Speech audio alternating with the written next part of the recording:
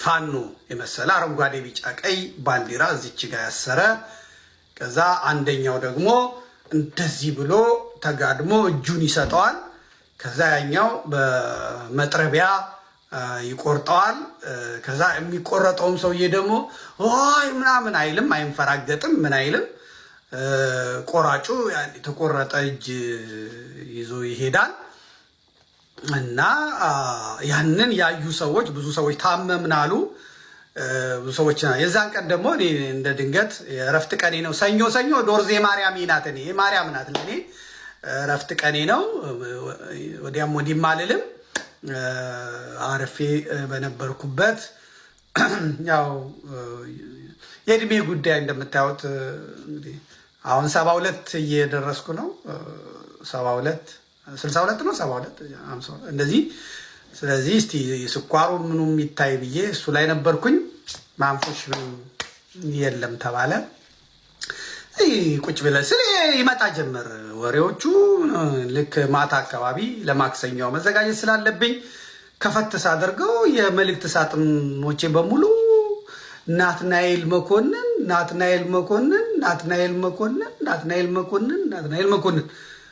ቴሌግራም መልእክት መሳጥነው ስጋ ናትናኤል መኮንን አያሌው መንበር ሲሳይ አጌና ምን ተፈጠረ እና ህሊና ያላችሁ ብቻ መቋቋም የምትችሉ በተለይ አያሌው መንበር የደቡብ ጎንደሯ ማለት ነው አይምሮ ያላችሁ በጣም ራሳችሁን የምትቆጣጠሩ ብቻ እንትንዱ ይላል ከዛ መክፈትም ፈራው እሺ ስላየው ፈራው እና እነሱ ግን ሲያመጡት ያው እንትን የምትሉት አለ አይደል ምን አምጥተው ነው ምን ፈጥረው ነው መቼም ያስር የመሙት የማይሰለቸው ቡድን ብዬ አልኩኝ በተለይ አያሌው መንበር ያው ድሮ ጓደኛዬ ስለነበረ ደግሞ አክባሪውም ስለነበር ምን ብሎ ይሆን ብዬ አነበብኩት አንተን የወለደች እናት ውሻ ትውልድ ምን አይነት መድኃኒት ቢወስድ ነው የሰው ልጅ እንደ እንጨት በመጥረቢያ የሚፈልጠው ቪዲዮውን ሙሉውን ጨርሳችሁ የማየት አቅም ያገኛችሁ ሰዎች ጠንካራዎች ናችሁ እንኳን ድርጊቱን ለመፈጸም ለማየት እንኳን አቅቶኝ አልጨረስኩትም ፈጣሪ ሆይ አንተ ፊትህን አዙርልን ጸሎት አለው መጨረሻ ላይ ፈጣሪ ሆይ አንተ ፊትህን አዙርልን ይህ ከሰው ልጅ አቅም በላይ ነው ብሎ ያልቅሳ አላወኩም ግን ጸሎት አድርጎ አየሁት እና ልጁንም አየሁት ቀረብ አድርጌ አየሁት በደንብ ፎቶ የተነሳ ነው አንዳንድ ፎቶ ላይ ምንም ግንባሩ ላይ ምንም አይታይም ነበር እዚህ መስቀል አድርገውለታል አረንጓዴ ቢጫ ቀዩን ደግሞ አንገቱ ላይ አስረውለታል እና አየሁ እና ይሄ ከፍቻ ላይም አልኩኝ ሌሎች ጓደኞቼም አረ ዘመዴ ምን አይነት ነገር ነው እንደው ምናምን አሉኝ እስቲ ቆይ ብዬ መሬትም ደወልኩ ከዛ ቪዲዮ ያው ከመከላከያ የሚገኝ ቪዲዮ መጀመሪያ መኮንን ገጽ ላይ ይለጠፋል ማለት ነው ምክንያቱም ናትናኤል መጻፍም አይችልም ምንም ማለት አይችልም የማን ጽሁፍ እንደሆነ 7 ሰዎች ናቸው አድሚኖቹ ወደ 7 ሰዎች 6 ሰዎች አካባቢ ናቸው አሁን ቀንሶ እንደሆነ አላውቅም ነገር ግን እነሱ ጽፈው ሰጡት ከዛ ቪዲዮውን እሱ ለጥፎታልና ደወሎ ወሬሉ ወረዳ የመንግስት ደጋፊ ነው በሚል እንደማገዶ እንጨት ክቡር የሆነውን የሰው ልጅ በግፍ የቀኝ እጁን ድንጋይ ላይ አስቀምጦ በመጥረቢያ የቆረጠ የቀኝ ጆሮውን የቆረጠ ደመኛ የአማራ ህዝብ ጠላት ጽንፈኛ በመንግስት የጸጥታ ኃይሎች በቁጥጥር ስር ውሏል ይሄ ሰው በላ ዘራፊ ሌባ ስብስብ ይዘገያል እንጂ ከያለበት ተለቃቅሞ መወገዱ አይቀርም ብሎ በጣም ለአማራ አዝኖ ለአማራ ተቆጭቶ በእውነት ለአማራ ተቆጭቶ እሱም ልክ እንደ አያሌው መንበር አዝኖ አየው ማለት ነው በእውነት ይሄ አሰቃቂ አረመኔያዊነት የተሞላበት ግፍና በደል ጭካኔ ወንጀል በማንም በየትኛውም ቦታ ይፈጸም ሰይጣን እንኳን ደግፈው የማይችል ሰይጣን እንኳን የሚቃወመው ክፉ ወንጀል ነው ይሄን ማንንም ሁላችንም ልናወግዘው የሚገባ ነገር ነው። ነገር ግን በሰሞን እየሄዱ ያሉ አንዳንድ ማህበራዊ ሚዲያዎች ላይ እየተመለከትናቸው ያለናቸው ሃይማኖታዊ ጽንፍ ለማዘዝ የተሞከሩ ነገሮች ግን ትክክል አይደሉም።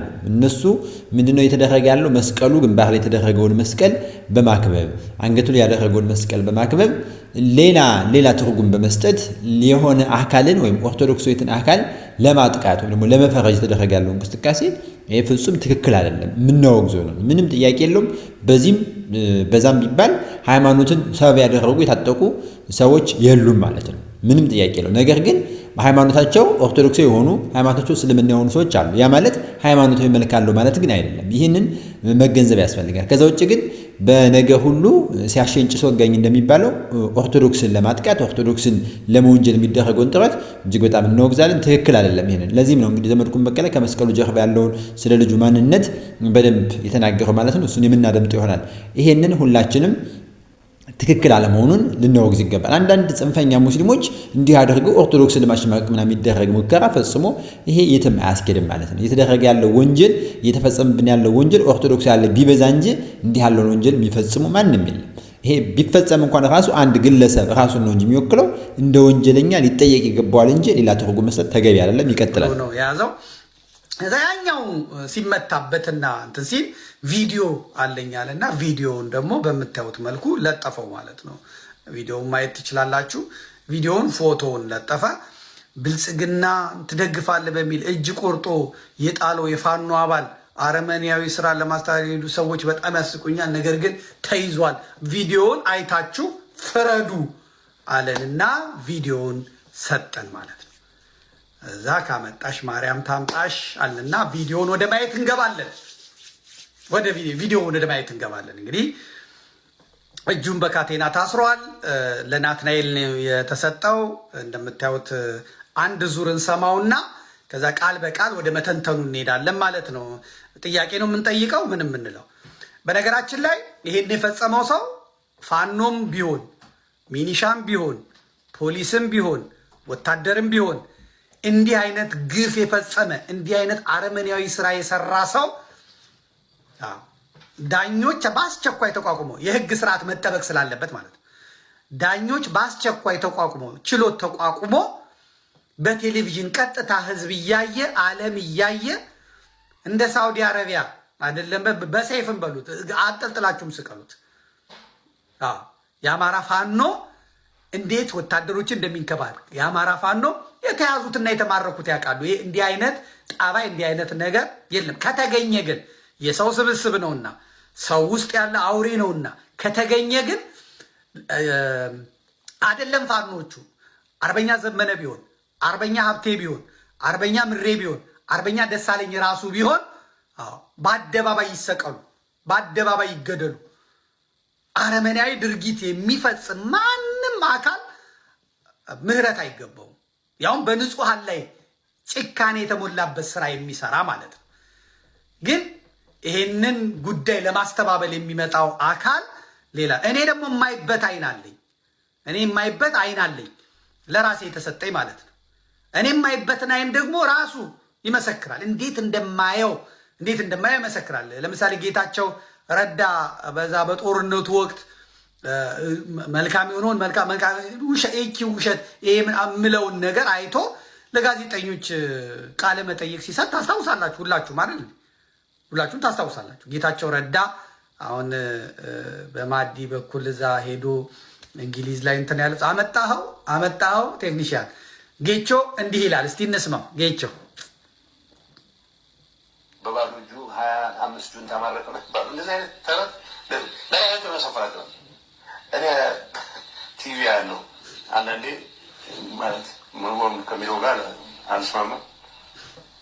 አንድ መረጃ ላይ የሚቀርብ ድሮ ቤተ ክህነት የነበረ ልጅ አለ ዘመድኩን ይባል። እሱ ሲሰማ ብሩታል ሆነስት እንደዚህ አይነት ነገሮችን ሲያይ አያለው። አሁን በሳንጃ አይደለም እሱ ያየበት አንገል ማስታወስ ከአሁን ጋር ሰው ዶሽቃ ማድረገና አንድ ነሱ ሰው ማለት በስ በገጀራ ቆርጦ ሰው ነው። ከዛ እጁን ይዞ አስረከቡ። በገጀራ የቆረጠው ሰውዬ እዛ ኢንተርቪው ላይ እንኳን አይተለቀቁም ማለት ከዛ ማርኮ እንደገና አስረከው አንዱ ነው መረቅ ያለበት ወይ ገሎዳ ወይ ማርኮ ዳ ነው። አሁን እዚህ አይነት ተረት ማን ያሳመናል ብሎ እንደሚሉት ግራ ይገባል። በባዶ እጁ 25 ሰው ማረከ፣ አንድ ሴትዮ 2 ዶሽቃ ማረኩ ምናምን ተረቶች ያወራሉ። ይሄን ይጠይቁ ያማራ ወጣት ይሄን ነው ያለበት። ጌቾ ሞቅ ብሏታል፣ ያስታውቃል። ፊቱ ሞቅ ያለ ነው። ፀሐይ ነበር ማለት ነው በወቅቱ። ግን እኔ የማይበትን አንግል በጣም ያውቃል። ይሄንን ቁጭ ብለው የሚሰሙት እዚህ እንደ ቲክቶክ ላይ እንደሚሰድቡኝ ሳይሆን እንዴት ነው ያየው፣ እንዴት ነው የተመለከተው ብለው እኔን ቁጭ ብለው የሚሰሙ ሰዎች አሉ፣ ከላይ ጀምሮ እስከ ታች ማለት ነው። እና እኔ መልእክቴ ለነሱ ነው። አሁን ቲክቶክ ላይ ለሚሳደበው እኔ ምንም ምላሽ የምሰጠው የለም። እና ናቲ ይሄንን ልጅ አመጣውና ስሙት አለን። በዚህ የወንጀል ድርጊት ላይ በተፈጸመው ጉዳይ ላይ ሁላችንም አንድ የሚያደርገን ነገር የሚያስማማን ነገር ወንጀሉ በየት የሚፈጸም አይፈጸምም፣ እንደተሞከረም ከሆነ ተሞክሮም ከሆነ የውሸትም ከሆነ የእውነትም ከሆነ ወንጀሉ ወንጀል ነው። ይህን መወገዝ ይገባል። ሁሉም ሰው ሊጸየፈውና ፍትህ ሊጠየቅለት ይገባል። ለተጎጁ ብቻ ሳይሆን ለእያንዳንዳችን። ነገ እንደዚህ አይነት ሰዎች እየበዙ በመጡ ቁጥር ኢትዮጵያ ውስጥ በሰላም የመኖራችን ነገር እጅግ በጣም አደገኛና አሳሳቢ ስለሚሆን ማለት ነው። ነገር ግን አላስፈላጊ የሆነ እይታ ወስዶ ሰው እንደየራሱ ፍላጎት ወስዶ የሆነ አካል ለማጥቃት የሆነ ነገር ማድረግ ተገቢ አይደለም። መከላከያ የሚፈጽመው፣ ሚኒሻ የሚፈጽመው፣ ፋኖ የሚፈጽመው፣ ምንትሶ ኦነግ የሚፈጽመው፣ ማን የሚፈጽመው ወንጀል ነው። በወንጀል መቀጣት መቻል አለባቸው። ሰዎቹ ለህግ መቅረብ መቻል አላቸው። ፍትሃዊ የሆነ ነገር ያስፈልጋል፣ እንደ ዜጋ እንደ ሀገር ማለት ነው። ያ ሲደረግ ነው ሰው በሰላም ተረጋግቶ ስራውን መስራት የሚችለውም ህይወቱን መቀጠል የሚችለው ማለት። ከዛ ውጭ ግን አላስፈላጊ መረጃዎችን በመያዝ ወደማይፈለግ ጽንፍ መውሰድ ይሄ ትክክል ስለማይሆን ማለት ነው። እና በዚህ ልክ ልንረዳው ይገባል እንጂ እያንዳንዳችን ወደምንፈልገው ሐሳብ ከወሰድ ነው የፍትህ የመጠየቃችን ጉዳይ ዋጋ ይኖረውም ማለት ነው። ይቀጥላል። እስኪ ዘመድኩ ኖቱን ይገልጻል። የአማራ ፋኖ እንዴት ወታደሮችን እንደሚንከባል የአማራ ፋኖ የተያዙትና የተማረኩት ያውቃሉ። ይሄ እንዲህ አይነት ጣባይ እንዲህ አይነት ነገር የለም። እስቲ በደንብ ልግባበት አልኩና ያው ወላዲተ አምላክን እንግዲህ ያለን ገባን። ስንገባ ይህ ልጅ ማን ነው ምንድን ነው ብለን ስንጠይቅ ከዚህ በፊት እጅ የሰጠ ሰው ነው። እጅ መስጠቱን ደግሞ እያየን ነው። በወር ራሱ የዳንግላ ኮሚኒኬሽን ይገርማቸዋል። ዳንግላ ኮሚኒኬሽን ኖቬምበር 12 በወረኢሉ ወረዳ በጫካ ሲንቀሳቀሱ የነበሩ ታጣቂዎች የሰላም አማራጭ ተቀበሉ ይላል። ህዳር 3 የበዓት ዕለት ማለት ነው። ለኢትዮጵያውያን የሚገባው እንደዛ ስለሆነ በወረኢሉ ወረዳ በጫካ ሲንቀሳቀሱ የነበሩ ታጣቂዎች የሰላም አማራጭ ተቀበሉ። ባህር ዳር ህዳር 3 2018 በደቡብ ወሎ ዞን ወረኢሉ ወረዳ በጫካ ሲንቀሳቀሱ የነበሩ ታጣቂዎች የሰላም አማራጭን ተቀብለዋል። በደቡብ ወሎ ዞን በርካታ ታጣቂዎች የሰላም አማራጭን እየተቀበሉ ነው። ደቡብ ወሎ ነው። ዝም ብላችሁ አስምሩበት። ደቡብ ወሎ ደግሞ ማን እንደሆነ እንትና ኮሎኔል ፋንታው ሙሃባው ናቸው የሚንቀሳቀሱት። አሁን እንኳን ቀንሶባቸው የለም። በደቡብ ወሎ ዞን በርካታ ታጣቂዎች የሰላም አማራጭን የተቀበሉ። ወረኢሉ ወረዳ በጫካ ሲንቀሳቀሱ የነበሩ በእነሱ አደረጃጀት የሻለቃ አዛዥ የነበረ ቃሉ አስፋው ዘመቻ መምሪያ ኃላፊ የነበረ ሱልጣን ሲሳይ እና ሌሎችም ታጣቂዎች ናቸው የሰላም አማራጩን የተቀበሉ። ከደቡብ ወሎ ዞን ኮሚኒኬሽን የተገኘው መረጃ እንደሚታወቀው ታጣቂዎቹ ስናይፐርን ጨምሮ ሌሎች ትጥቆችን በመያዝ የሰላም አማራጭን ተቀብለዋል ይላል አሚኮ ይላል። ዳንግላ ነው የዘገበው። ከዛ እዚህ ጋር ደግሞ ማን የዘገበው ላይ እስቲ ወደ ከላይ ያምጣልኝ።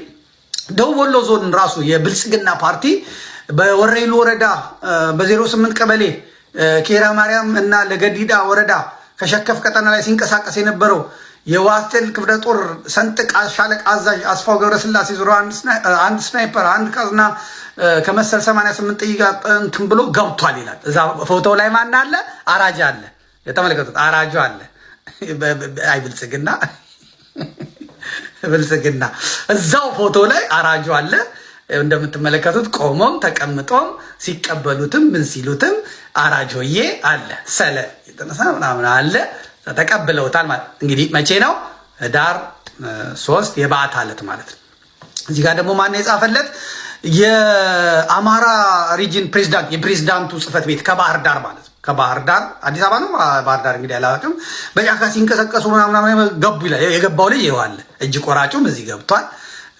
መሳሪያውንም አስረክቧል። ምን ብሎ ከሷ አጠገብ መጀመሪያ ላይ በሰማያዊ ወንበር ላይ የተቀመጠው ልጅ ደግሞ ልብ ብላችሁ ሂዱ፣ ቪዲዮ ላይ ሂዱና እዩት።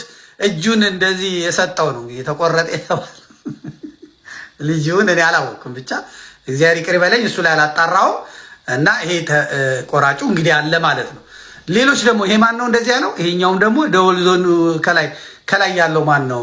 ከላይ ያሳየኝ የሀርቡ ወጣቶች ናቸው። ሀርቡ ወጣቶች በቃ ገብቷል፣ ለመንግስት እጅ ሰጥቷል ብለዋል። እነሱም ኅዳር 3 ነው ይሄንን ያሉት። ቀኑን ብቻ ተመልከቱ። ከዛ በኋላ ቴዎድሮስ አያሌው ታውቁታላችሁ። ቴዎድሮስ አያሌው በጁንታው ጦርነት ጊዜ ፌስቡክ ላይ እየወጣ ጁንታውን ያው ደመሰስ ነው እዛ ጋ ነው ምናምን የኛ ጦር እዚህ ጋ ነው ያለው ይልና ተቀርጾ ይሄዳል። ከዛ እነሱ በሳተላይት ያንን ዲቴክት ያደረጉና ቴዎድሮስ አያሌው ያለበትን ያደረጉና ወስደው መከላከያውን የአማራ ልዩ ኃይልን አፈር ከድሜ ያስበሉታል። ከዛ ልክ ጁንታው ሲመለስ እሱ ቀጥታ ምን ሆነ? ብልጽግና ሆነ። ከዛ ያው ቴዎድሮስ ወልዲያ ላይ ትንሽ ጉዳት አደረሱበት መሰለኝ፣ አዲስ አበባ ነው ያለው። እሱም ቴዎድሮስ አያሌውም በቃ እንደዚህ አድርገው ታጣቂዎቹ ጫካ ትግል የነበሩትን በሰላም እጃቸውን ሰጥቷል አለ። ፎቶዎቹንም እንዳለ በሰው ልጅ አእምሮ ይደረጋል አይደለም ይታሰባል ተብሎ እንኳን የማይታሰብ የማይገመት እንዲህ አይነቱ ወንጀላዊ ድርጊት ተፈጽሞ እንኳን ከሆነ የመጀመሪያው ነገር መሆን ያለብን ጩኸታችን ተመሳሳይ አንድ መሆን ያለበት ፍትህ የሚል ነው። ፍትህ ወንጀለኞች ቀርበው ለህግ እንዲቀርቡና የህግ አግባቡ ወንጀለኞቹን በሚቀጣበት ልክ እንዲቀጡ የህግ እርምት እንዲወስዱ መጠየቅ አንድ የሆነ የፍትህ አጠየቅ አንድ የሆነ የፍትህ ድምፅ ልናሰማ ይገባል እንጂ አንዱ ተነስቶ ወደዛኛው ጽንፍ ሲወስደው ያኛውም ተነስቶ ወደሚፈልገው ጽንፍ ሲወስደው ሌሎችም አካል ተወስዶ ደግሞ እንደዚህ ሲያደርገው ሰው ወደ ፍትህ ከመጠየቅ ይልቅ ዝም ብሎ መረጃው ወሬ ብቻ ሆኖ እንዲቀር ይፈለጋል ማለት። ስለዚህ ከመጀመሪያውም የተፈለገው ነገር አንዳንድ ሰዎች እንደሚሉት አጀንዳ ለመስጠት እንዳይመስል ፍትህ የሚጠየቅበት ጉዳይ እንዲሆን አጀንዳ ለማስቀየር አጀንዳ ለመሆን ብቻ ለዕለት ወሬ ዝም ብሎ ለጊዜያዊ ነገር ብቻ እንዳይሆን እንዲህ ያሉ ነገሮች ምክንያቱም እየተበራከቱ ስለሆነ ህጻናት ይገደላሉ፣ ይሞታሉ፣ ይጨፋሉ፣ ሴቶች ይደፈራሉ፣ ይሞታሉ፣ እናቶች፣ አረጋውያን፣ ሽማግሌ እንዲህ አይነት ነገሮች እየበዙ ስለሄዱ የሆነ ቦታ ላይ መቆም አለበት። ያ የሚሆነው ድምጻችን አንድ አይነት ሲሆን ነው እንጂ በተለያየ መልኩ ትርጉም ስንሰጠው ያንን መልክ ልናመጣው አንችልም።